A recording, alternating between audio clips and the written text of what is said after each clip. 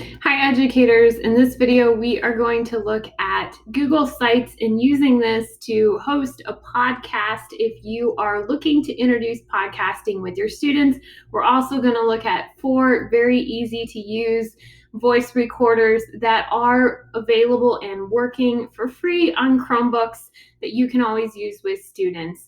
These are great starting places if you're looking to jump into podcasting but wanting to make things a little bit more of a smaller bubble until you get your feel for things and start sharing to a larger audience. So we're first going to take a look at these 4 different recorders. The first is online-voice-recorder.com. You can get there by going to this webpage. If you're using it with students, you might consider bookmarking it in a site like Clever or having students bookmark it on their bookmarks bar.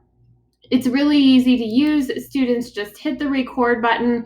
It will show the audio as they are recording, and they hit pause when they need to pause and think, and stop when they are finished. At the end, they do have the option to trim. Now, there isn't the option to edit chunks out. You can only trim from both ends, and then they would save this as an MP3. As they save it, students will want to save not to their PC, but to their Google Drive when they're working on a Chromebook, so that way it can easily be uploaded to Google Sites. Our next one works the exact same way. It is rev.com/online voice recorder. You simply would record. You have the option of, we're going to go ahead and delete this recording. You have the option of pausing and resuming your recording at any point. And once you have your whole recording done, you can preview it, listen to it, and download it as an MP3. Again, downloading to your Google Drive or downloading on your PC and then uploading to your Google Drive will be the best bet to get this into a Google site. There is the option for transcriptions, but keep in mind that those are a paid part of this site. They do not hold on to your recordings at all. They're 100% yours, so that is a nice security feature here. The beautiful audio recorder is probably the closest that you're going to get in a quick, no account login audio recorder that's going to let you have a few more editing capabilities than what you're going to see in the first 2 that I shared with you. This reminds me a little bit more of Audacity, which if you have access to a PC or a Mac, I highly recommend Audacity. It's an awesome and very in-depth audio recorder that's going to allow you to have a lot of editing capability within your audio recording. So you can import different files from here. You can record down here in the bottom where it's going to start recording me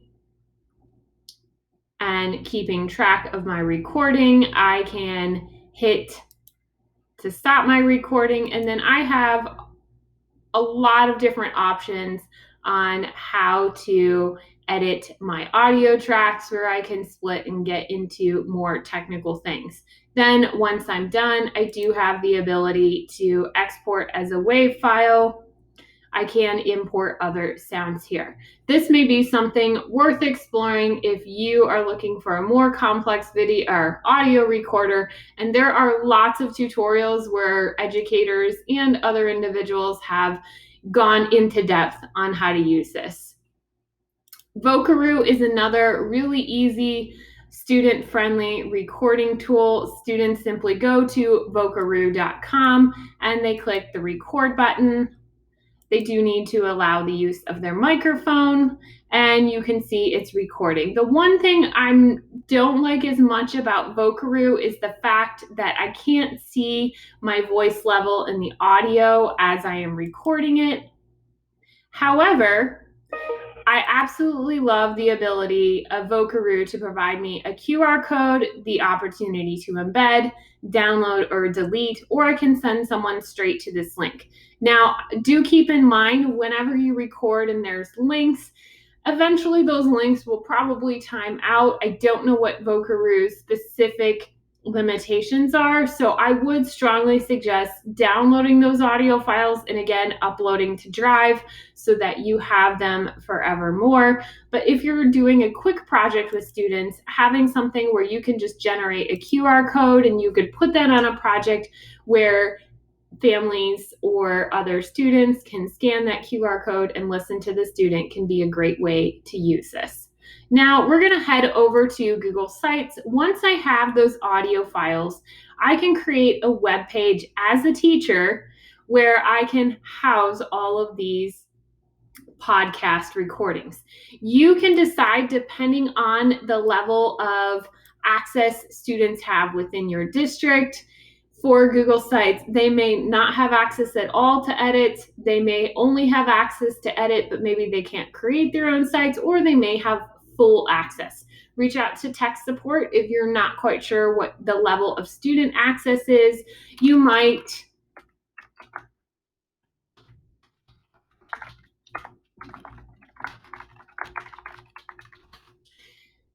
give it a simple name, and then maybe you have sections here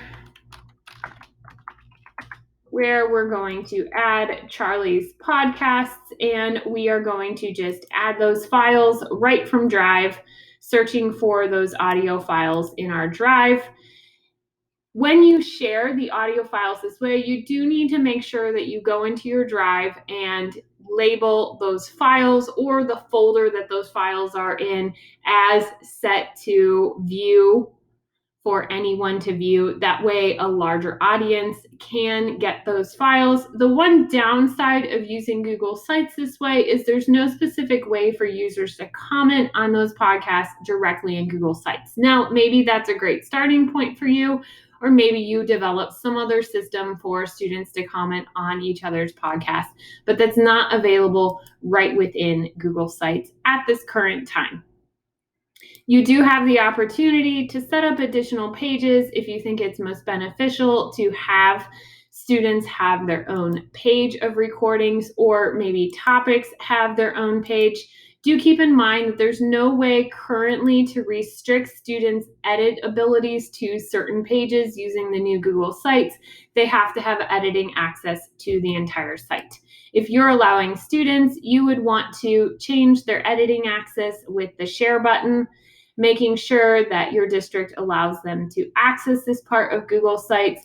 And then underneath where it says links, here's where you definitely keep your draft restricted, only allowing certain people to access. And then you'd also want to decide how published you want your site to be. If you want it to remain in your class, then you'd want to restrict it and just share with those specific users. If you want to go within your organization, which is a great starting point, you have that opportunity, and then you can also go public, keeping in mind student privacy and double checking with your district before you share to the wide web. When you're ready, and each time you want users to be able to view the updated podcast, you will need to publish your site and make sure that your viewing permissions are correct. Publishing your site will allow people to then go to that web address and view those files. So play around with it. You'll find an organization that works for you, but hopefully this gets you started with trying out some podcasts with students and some new ways for students to develop reading, writing, speaking, and listening skills.